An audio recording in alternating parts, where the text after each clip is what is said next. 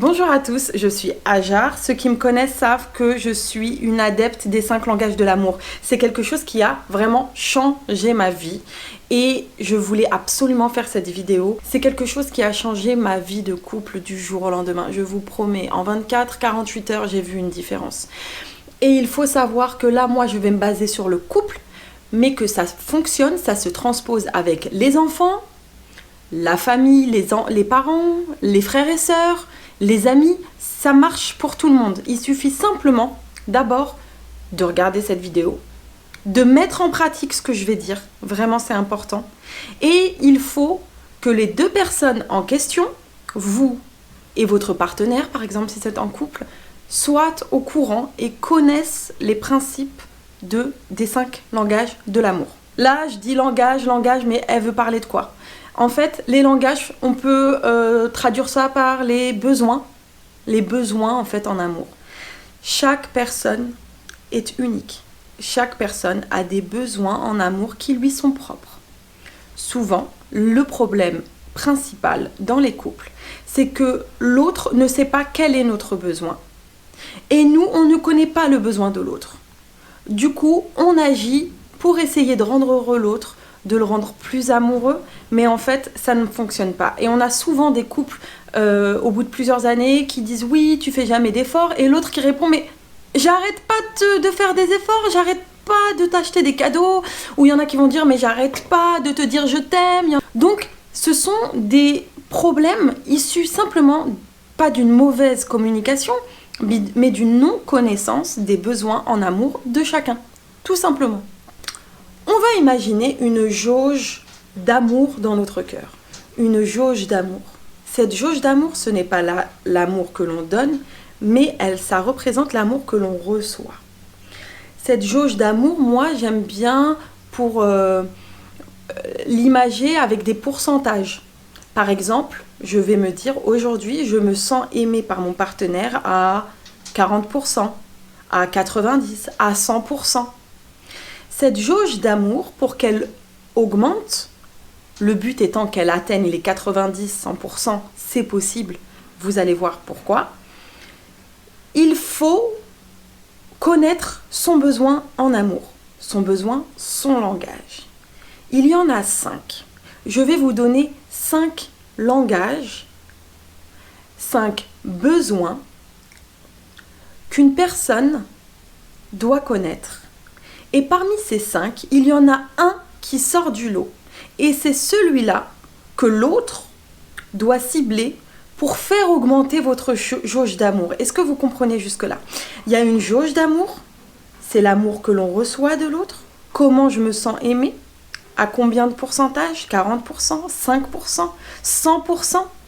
Et cette jauge va augmenter si l'autre va cibler l'un des langages, mais il faut qu'il cible le bon langage parce que moi, je suis une personne unique et j'ai un besoin, un langage qui m'est propre. C'est la même chose pour l'autre. L'autre a un besoin parmi les 5, un langage qui lui est propre.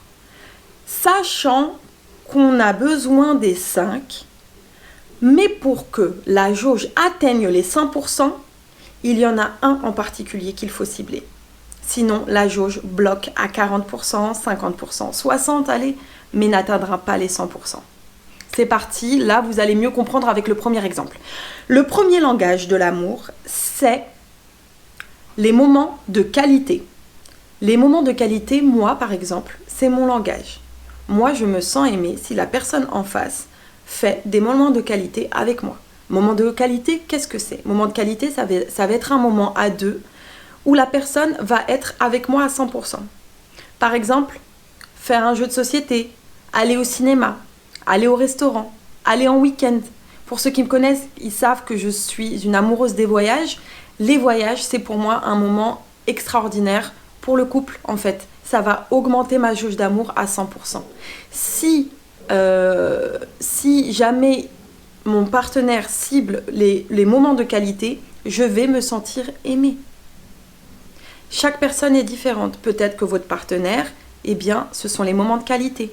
Mais peut-être que vous ne le saviez pas et que vous faites autre chose et qu'en fait, il suffit simplement de l'emmener au restaurant, d'aller au cinéma, de faire une balade en forêt, d'aller faire un footing ensemble, d'aller à la piscine.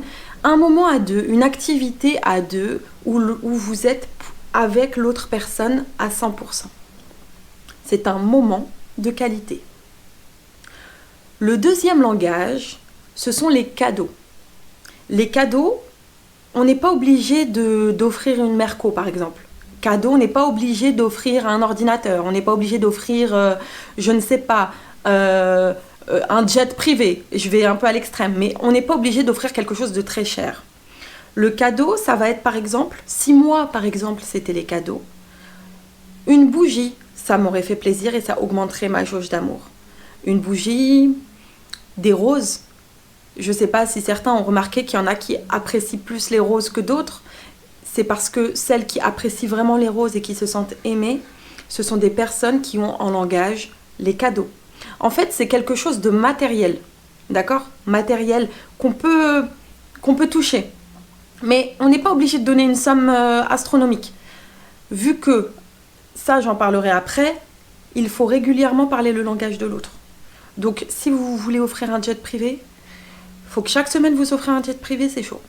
Alors que si vous offrez une bougie, ensuite vous offrez un bouquet de fleurs, la semaine d'après vous offrez un cadre photo avec une photo de vous deux, vous offrez un parfum. En fait, on n'est pas obligé de dépenser de l'argent énormément. C'est juste le geste, en fait, le fait que la personne ait quelque chose, en fait, qu'elle tient de votre part. Et on ne critique pas, ça ne veut pas dire que la personne est une michto, c'est simplement que son besoin, elle, c'est de recevoir quelque chose de matériel qu'elle tient dans les mains. Et là, à ce moment-là, sa jauge d'amour va augmenter. Le troisième, les paroles valorisantes.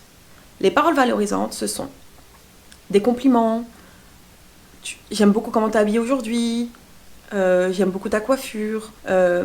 Tu es une personne dévouée. Tu es quelqu'un de vraiment intelligent.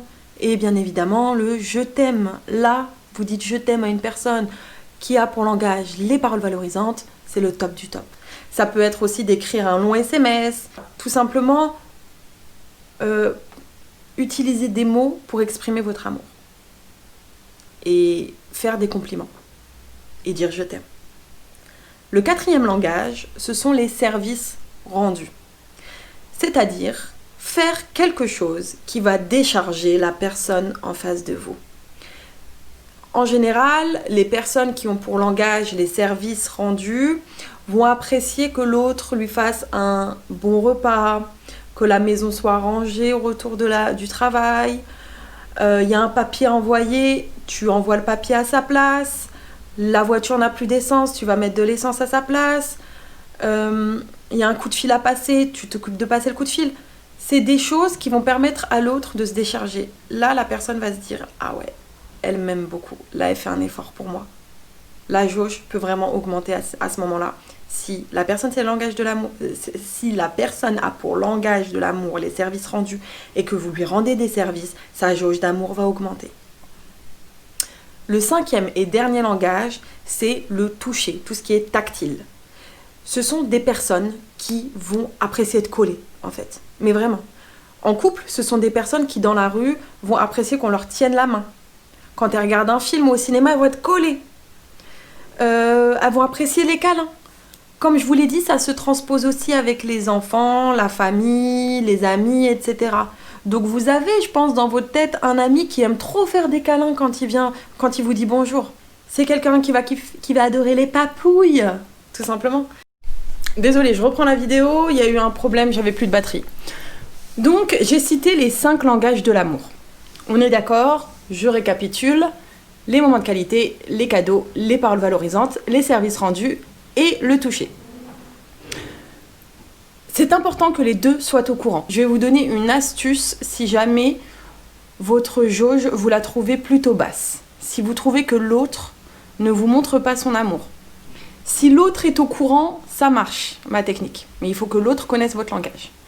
C'est très dur ce que je vais vous dire de faire. C'est un effort, mais pour tout, il faut un effort. Dans le couple, c'est connu. Il faut faire des efforts. Donc, en fait, ce que vous allez devoir faire pour que l'autre s'occupe de votre jauge d'amour, ça va être de vous vous occuper de sa jauge d'amour. C'est assez difficile parce que quand on ne se sent pas aimé, on n'a pas trop envie de faire d'efforts. C'est la facilité. Mais si par exemple le langage de l'autre, ça va être les services rendus, si vous trouvez que votre jauge est basse, il va falloir lui rendre des services. Lui rendre des services, lui rendre des services. À un moment donné, sa jauge va augmenter. Lorsque sa jauge va être assez haute, la personne va se dire, va conscientiser que vous avez fait des efforts, que vous avez parlé son langage, et en retour, elle parlera votre langage. C'est donnant. C'est dur à assimiler, c'est dur à entendre, mais c'est comme ça. Si vous trouvez là tout de suite que votre jauge est basse, ne vous plaignez pas toute la journée.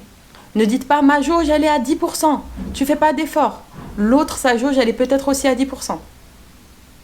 Ce que vous allez devoir faire, c'est pratiquer le langage de l'autre. Pourquoi est-ce que c'est bénéfique? Pourquoi est-ce que ça a changé ma vie? En fait, se sentir aimé, c'est la base d'un couple.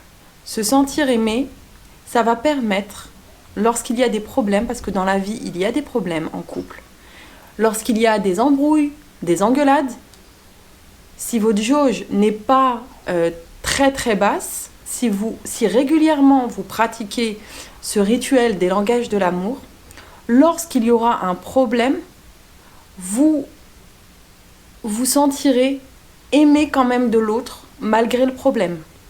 Et ça change tout. Par rapport au doute aussi en couple, ça aide énormément. Ça enlève tout ce qui est doute, ça enlève tout ce qui est non-confiance de l'autre. Ça permet de mieux communiquer.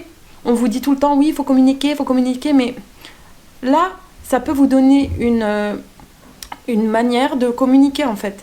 De vous poser la question de quel est le besoin de l'autre, de dire à la personne quel est mon besoin, et ça va permettre du coup une meilleure communication. Alors, moi, ce que j'ai envie, c'est qu'à la fin de cette vidéo, vous montrez cette vidéo à quelqu'un, à votre partenaire. Vous montrez cette vidéo à vos enfants. Vous montrez cette vidéo à vos sœurs. Et vous essayez ensemble de savoir quel est votre langage, ensemble, et vous allez commencer à mettre en place une sorte de planning. Une fois par semaine, je parle ton langage. L'autre et vous. Vous allez parler le langage de l'autre et l'autre va parler votre langage. On peut commencer par une fois par semaine. Une fois que la jauge est assez élevée, on peut même passer une fois toutes les 2 semaines.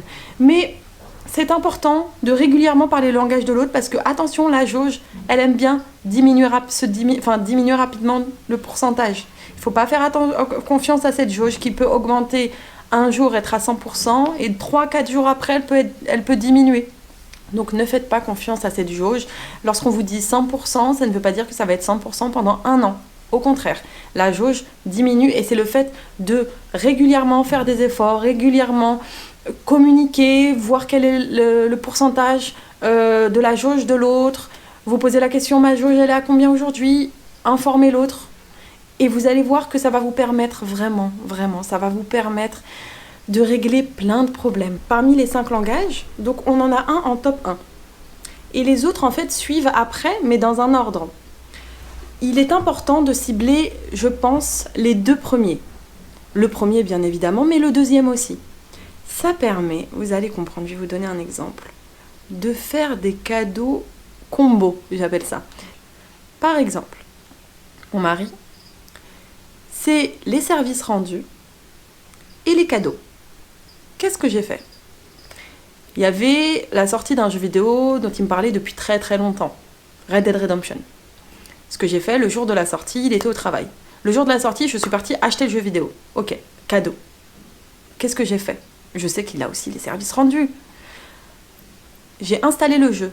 Ça dure des heures et des heures d'installer un jeu vidéo. Quand il est rentré à la maison, il n'avait qu'à prendre la manette et commencer à jouer. Vous savez qu'il m'en parle encore. Je vous assure qu'il m'en parle encore.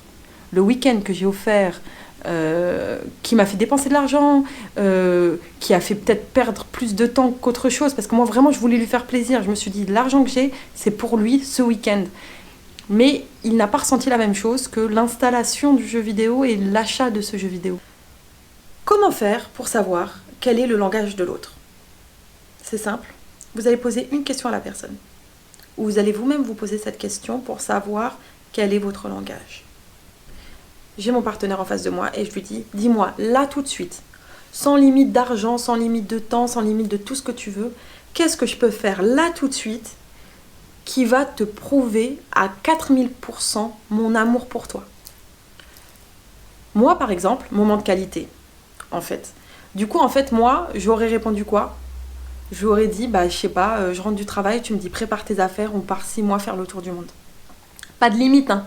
Pas de limite d'argent, de travail, de je sais pas quoi. C'est juste pour cibler, en fait, le langage. Vu que moi, c'est aller en vacances, hop, on transpose, hop, ça veut dire moment de qualité.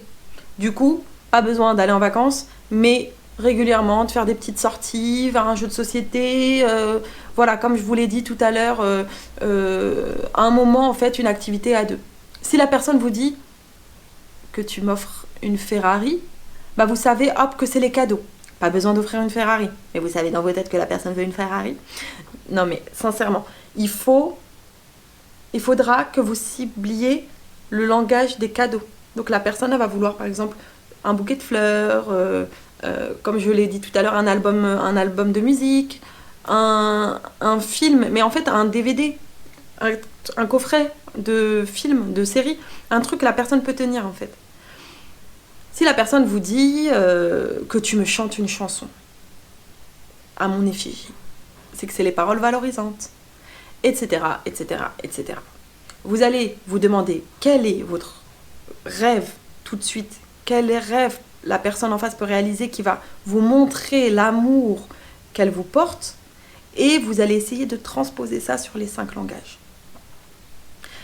Sachant que, très important, il faut régulièrement, il faut vous planifier, une fois par semaine, parler le langage de l'autre. Si vraiment, là, votre jauge, vous vous posez la question, elle est à 5% ou 0%, pas une fois par semaine, vous pouvez y aller à 2-3 fois par semaine. D'accord? C'est pour ça que c'est important que ce soit à 2, que les 2 soient au courant des 5 langages de l'amour. Je vous fais de gros bisous, je vous dis à bientôt. Si jamais vous voulez d'autres vidéos, n'hésitez pas à me le faire savoir. Et vous pouvez vous abonner, comme les gens disent, aimer la vidéo, tatati tatata. Et surtout la partager, montrez-la aux gens que vous aimez. Montrez-la à des amis qui vous semblent avoir des problèmes de couple. Si vous avez quelqu'un qui n'arrête pas de vous dire « oui, mais j'ai des problèmes de couple », montrez-lui cette vidéo, ça peut être déjà une solution. Et si la personne met en pratique, ça peut vraiment faciliter la vie de couple. Et je le répète, ça ne marche pas qu'en couple, ça marche avec les enfants, c'est important. Les enfants ont leurs besoins aussi, ils se sentent aimés d'une certaine manière. Ils se sentent aimés en fonction des 5 langages aussi. Vos amis, vos frères et sœurs, vos parents, je le répéterai jamais assez. Et du coup, merci d'avoir regardé cette vidéo et je vous dis à bientôt.